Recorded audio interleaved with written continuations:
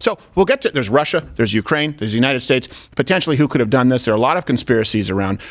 There's also another one that, honestly, I do think, given the recent evidence that we have, there's another actor at play. Here's the macro point that I want to make, and we'll get to what's happened with the Nord Stream, and people have different suspicions. I want to be clear. We don't have all of the answers. Anyone who tells you they have all of the answers is lying. I do have my suspicions. Gerald has his suspicions, and all references are available at louderwithcrowder.com. I try and tell you if I'm making an inference or if I'm making a guess.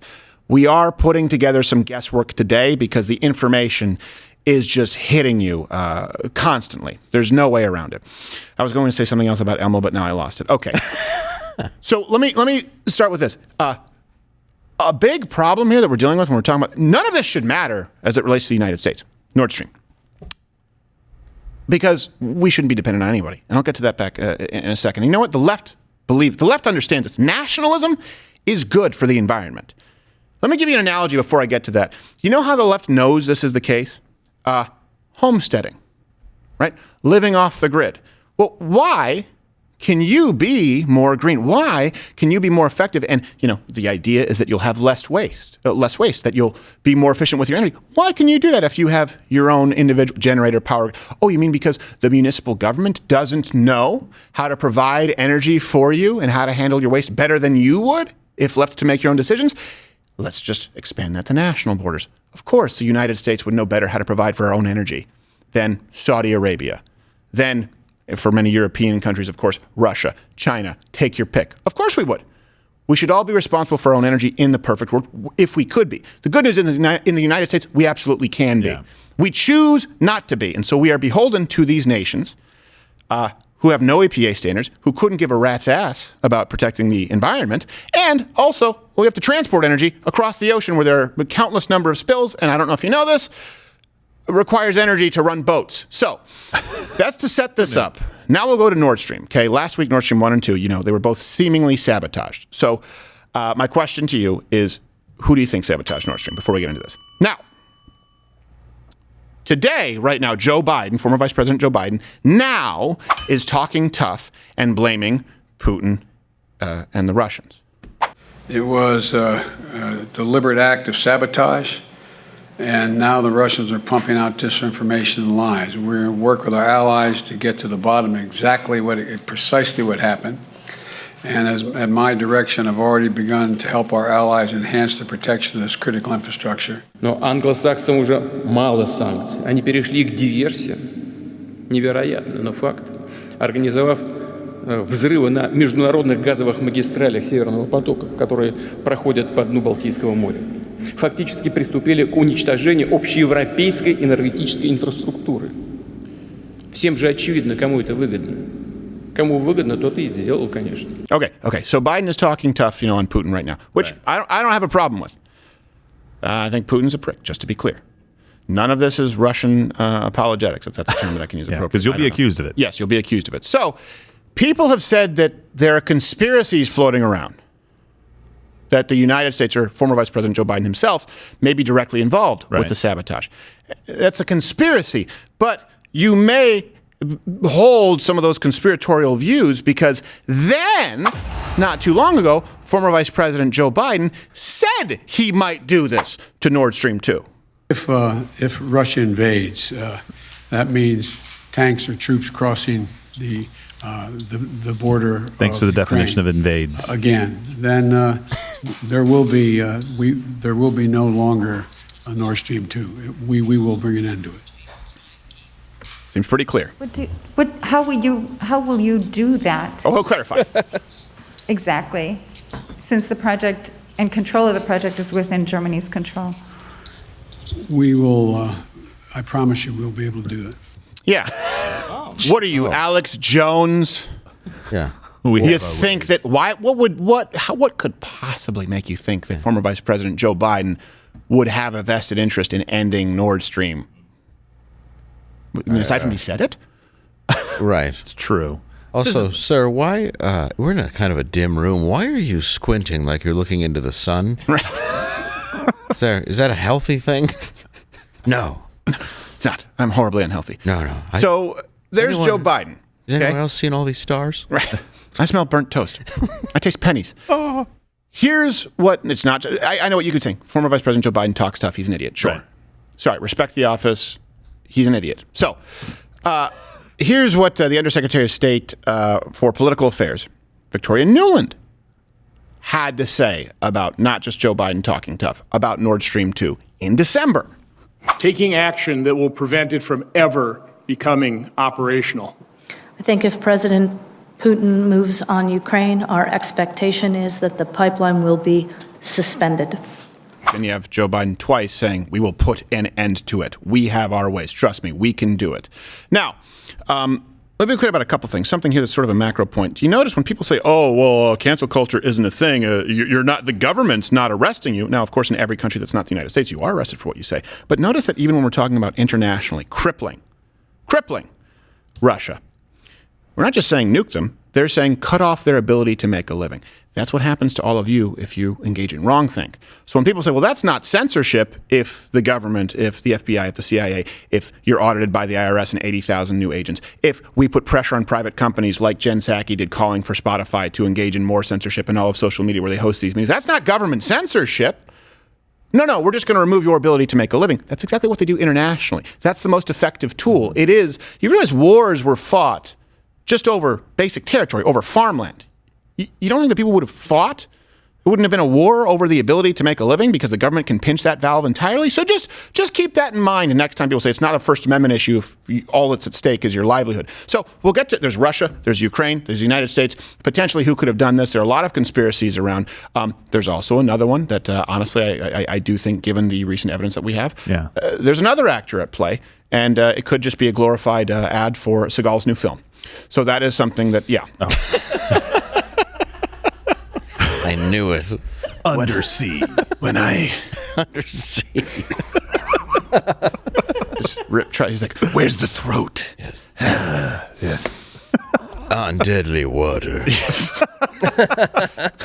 is so terrible. Oil down below. Under the law.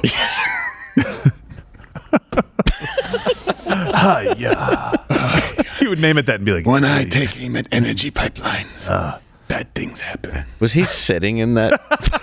Yes, of course. He can't stand anymore. It's like a closed tube water.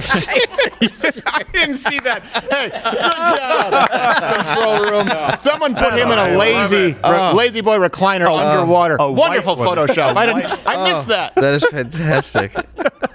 Yeah, because the last 8 movies he's made, he's like, I'll be sitting the whole time. Yes, exactly. I look more powerful. His stunt double is more unrealistic than when the Power Rangers would all turn into 12-year-old Japanese gymnasts. Yeah. His stunt double is, you just have to stand for Mr. Seagal. Yes. His stunt double is just a fat guy in a wheelchair. Just a hologram of Larry Flint. Yeah. All right. So we have to ask ourselves, okay, what exactly has happened with the Nord Stream pipelines? No. Okay. First, really quickly, let's take a look at the pipelines. They run from Russia under the Baltic Sea to Germany. Okay. Property of a Russian state-owned energy company, Gazprom, and of course that's why Putin is one of the wealthiest people in the world. It's all completely ill-gotten gain. He stole it. Yeah. I don't think that these people should be included in the wealthiest people on the planet list, whether it's him, whether it's Saudi Arabian oil sheiks or people who were born into it, people who took it from their I don't think that that should be included alongside people like Bill Gates, Mark Zuckerberg, Jeff Bezos. Even though I don't like those people, I think there's a difference between actually earning your money versus stealing it. Okay, so September 26th, 3 separate leaks, Nord Stream 1 and 2, right? These were recorded. Just for those of you who don't know, here is exactly what it looked like. Looks a little bit more than the leak. I did that. Sure you did, Stephen. Seagal. Very dramatic. Yeah. Okay, so we were kind of going through this morning, and like I said, this is a bit of a discussion. We have to go through what would be the motivations for Russia, for Ukraine, for the United States. Okay, what would be Russia's motivation for sabotage? And by the way, again, hit the like button, helps the algorithm. I would really like to hear what you think. I'm kind of 60-40. Remember last week we were talking about the nukes? Same kind of thing. I don't think it's completely out of the realm of possibility that the United States has played a role in this. Right. Not saying they sent in, Jesse Ventura with the underwater demolitions unit to prick the pipeline. No. But I think that there could have been some shots called from the United States. So what would be Russia's motivation for the sabotage? Okay. Well, first off, 35% of all EU gas comes from Russia. Okay? Here would be maybe one reason. Germany, they already froze the Nord Stream 2 project 2 days before Russia invaded Ukraine. Russia had stopped all the gas flows through Nord Stream 1. Right. So that was the leverage, right? That was Right. Russia leveraging, saying, okay, well, we're not going to send any gas to you, which prompted the entire EU to basically say, get ready for a very hard winter. Right. Right. Make sure you guys save as much as you can on energy because we might not have any. Gay William, our agent, he was in Paris. Yeah. Well, nothing like perpetuating the original stereotype. No kidding. He was in Paris, and he was saying it's so cold they shut off the heat. Yeah. So I knew they were shutting off water heaters in in France for certain times of the day. But apparently there might actually be certain citywide mandates to shut off. Oh, there are. heat. Yeah, absolutely. Yeah. Because it's going to get really, really cold, obviously, Right. a lot of those places. And so they're saying, all right, well, if we're not going to have gas, you're not going to have any options. You're going to have to burn. By God, we're going to have to burn wood. Wouldn't it be great if that giant nuclear plant wasn't closed down last month? And so basically the European Union, right, the EU, all these countries are saying like, hey, Russia, you better not. And then they go out and publicly say, by the way, we are going to move off. We're no longer going to use Russian gas or Russian energy. And then everyone says, oh, so that shouldn't affect you. They go, no, wait. We said we would move off Russian energy eventually. Yes, one of these days. Because right now Russia's saying, okay, there's no time like the present. Yeah. Well, right? That's their leverage right there. Because the EU, you can't threaten a country that way to try and cripple them economically and not expect some ramifications. That's a strong case for why Russia might have done this. Right. So and Russia is in a position, especially Putin right now, where he's losing power. He's losing his grip on his citizens because they don't want to be fighting in this war, and they certainly don't want to go to full-scale mobilization. They don't believe in it that much. They're not defending their homeland. They're invading another country, right? Right. So in his mind, if the economics have been removed from the situation already, he can do this and then say the West has attacked us now. Right. Right. So that's it's a stretch. This is all conjecture. What you're saying, so hold on, just to be clear here, you're being a little bit convoluted. What you're saying, because we talked about this before, I think what you're trying to say is he could have sabotaged it and wants to blame it on the West so that he can say, look at what they're doing. Look at the evil devil. Right. Yeah, exactly. But there's a two-pronged benefit there for them is they also get to harm the rest of Europe because they shut off their energy. Yeah, they shut off their energy and say, fine, if you want to be independent from us, then we'll see how you like that during the winter, right? So it's like, now, the Ukrainian people would also kind of benefit from this. If Russia is blamed for this or if the United States is blamed for this, either way, they kind of win. Right? Because if they're the ones that did it, I don't know if they have the capacity to do it or the wherewithal, but if they did it, they now have pitted two of their kind of big players against each other. Right. So the United States is more apt to jump in and say, oh, no, we're going to go and do more against Russia. So we're going to help Ukraine further, which Joe Biden just, I think, sent several $100 million more in arms to Ukraine and signed that into a bill. Money well spent. Last week, something like that, right? So the other thing to keep in mind, too, is that Russia knew that their hold on the country was actually going to go away even further because they had just completed a Baltic pipeline to go into Poland to start taking some of this demand away from Russia, right? So they were kind of towards the end of that game anyway. Right. So this is basically, all right, Europe, go ahead and do it without us. And they get to say, well, look, if the Americans did this and harmed the pipeline, look how bad that. Imagine if we did it ourselves, which we did not do. We like long tables. This time we did not do. It is America. But we could do. We didn't do. But we could. But we didn't. But we could. Be much worse for you. That's what they're trying to do. Now, what would be America's motivation for the sabotage here? Again, there's speculation. Okay, here's one. Gas, the gas from Russia to Europe, right? It really is the only source of revenue for Moscow. It's the primary source. It is the driver. Yeah. If it goes away, this nation ceases to be. Nord Stream 2 alone, you're talking about tens of billions of euros. Something else, another reason, these pipelines, they bypass Eastern Europe, right? They take away revenue from countries like Ukraine. Right. I think it's like $3 billion a year from Ukraine. Yeah.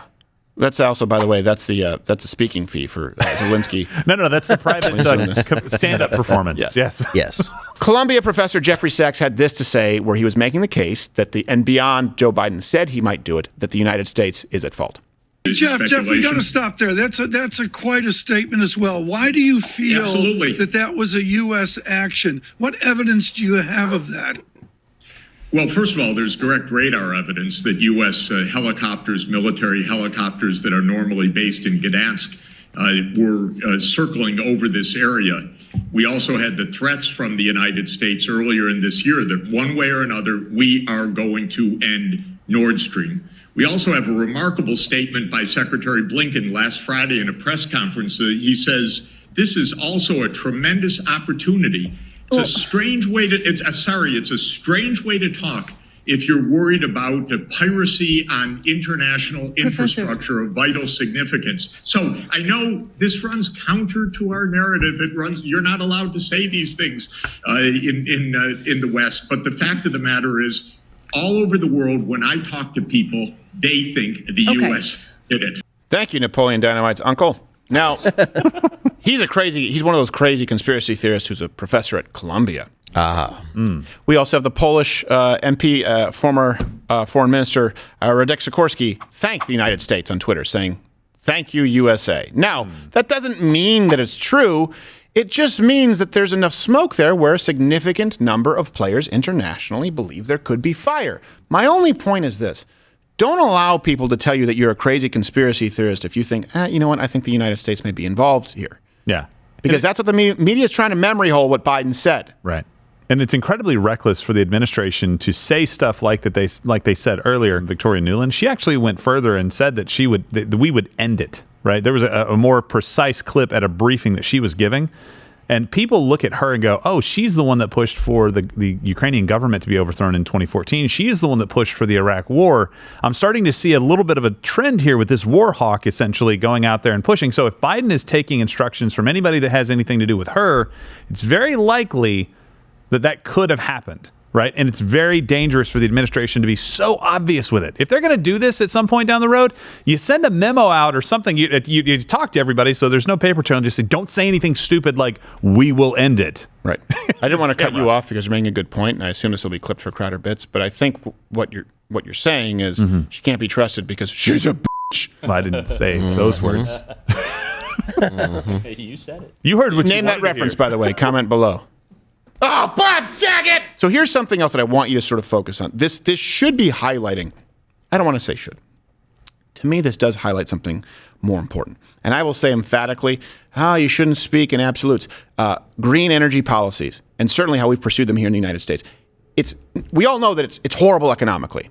We all know that it's deadly for human beings, right? Because as energy prices go up, I think right now it's $3.70 something for gas across the country? Significantly less expensive. It's about to go up, by the way. OPEC just raised it. Right. It's about to go up. So, in Michigan, it's not even hit close to that. I was there recently. What is it in Michigan? It's still like 4. Really? Yeah. And then it was like almost still 5 something for premium. I've noticed the gap in Michigan, and it didn't used to be as severe between Michigan and Texas. I would have to look at sort of state policies and why that is. If Texas was, like when Donald Trump was president, it was like $1.89. In Michigan, it was like maybe like $1.99. Yeah. Now it's a huge gap. It's almost like California. It's like 30 cents. Right. Yeah. And keep in mind, for you, that's inconvenient and it sucks. And for you, it could be really difficult and cut into your bottom line combined with the other inflation that you see at the grocery store, that you see everywhere, right? That being said, do count your blessings because for people in third world countries, it's deadly. They die. They die if they can't afford energy.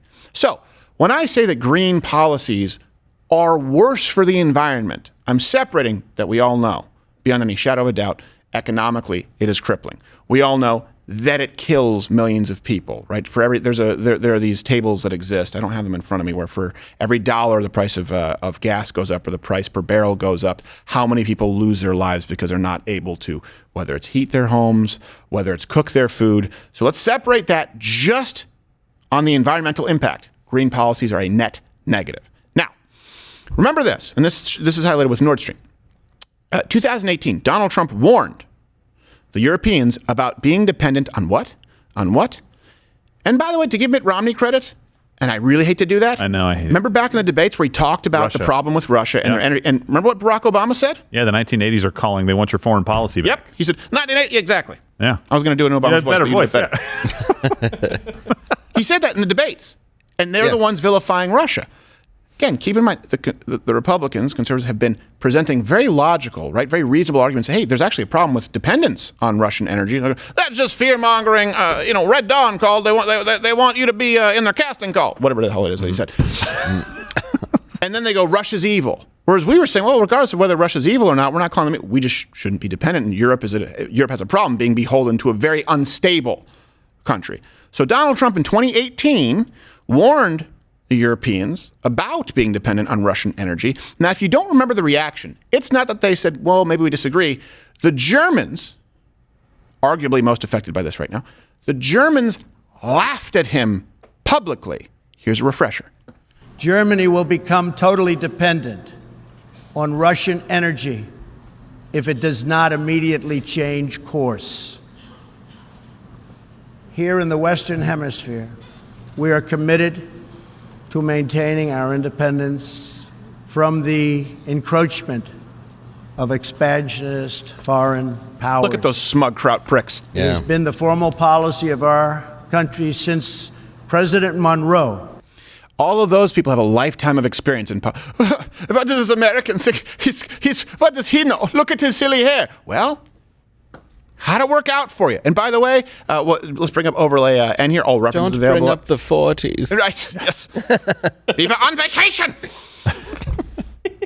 Before we get to the other issues here, keep in mind, 2018, that was the first time the United States became a net exporter of oil and refined fuels in decades. In decades. So Donald Trump said, you guys need to change your dependency here. This is going to be a problem for you. And for the first time, made it so that we were actually a net exporter, which I would argue, better for the world. If the world is able to get gas or the world's able to get oil, whatever form of energy from us, better than getting it from Russia. So here's the issue. Being dependent on energy from Russia forces you to play ball with not only countries, not only evil people who don't give a shit about human rights, but they also don't care about the environment, to be clear. Yeah. And we don't need to be dependent on them at all. America right now, and we've gotten into the numbers where Joe Biden, people say, well, actually, he's allowed for more drilling on federal land. Well, that's because he ended a bunch of leases and then he opened up some more after Donald Trump, right? We go back and you go watch that segment. I'm not going to spend, that takes an hour in and of itself.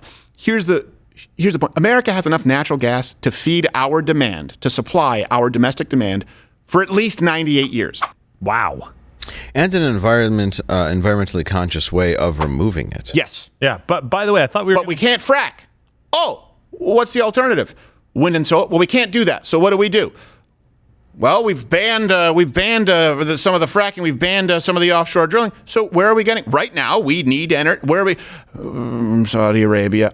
Oh, that's better for the environment? Venezuela. Oh, right. That's better for the people of Venezuela that are still not able to have food. Also, again, and that's we're a nation of people, though. We buy slave-made products all over the country in the most horrible ways ever, and we just don't do it here, and we think that's okay. Well, then we virtue signal like, you should definitely treat people better, and they need $25 an hour to be able to work. Okay, what are you saying to the people over in China, NBA? What are you saying about them? Well, we're Nike, just going to go over there iPhone? to get the stuff, but yeah. I mean... As long as it's over there. And by the way, you can't blame all the business owners because, unfortunately, it's not cost effective. You can't even be sustainable to build a lot of these things in the United States. Why?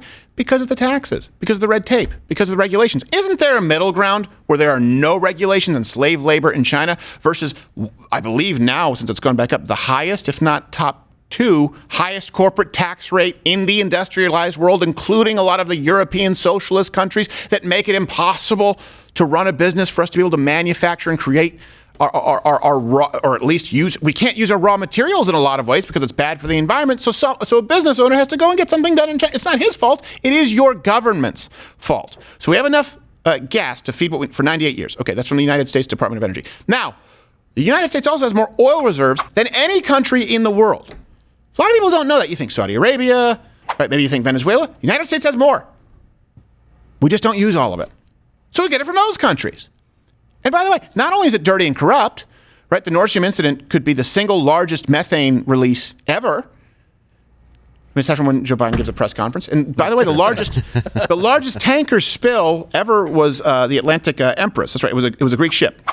It was going from Saudi Arabia to Texas. In 2021 alone, more than 10,000 tons of oil were spilled by tankers. Jeez. Oil tankers, they make up 13% of maritime emissions, 114 million tons of CO2 annually from transporting energy. Countries like Russia, Ukraine, energy companies, right? They prop up these corrupt... It just props up these oligarchies. You have several. It's worse for the environment. Yeah. There are more spills. There are more CO2 emissions, more methane emissions. And you're supporting the oligarchies who then get to champion themselves. I'm one of the wealthiest men in the country. He should be poor, and we should use our own energy. Why?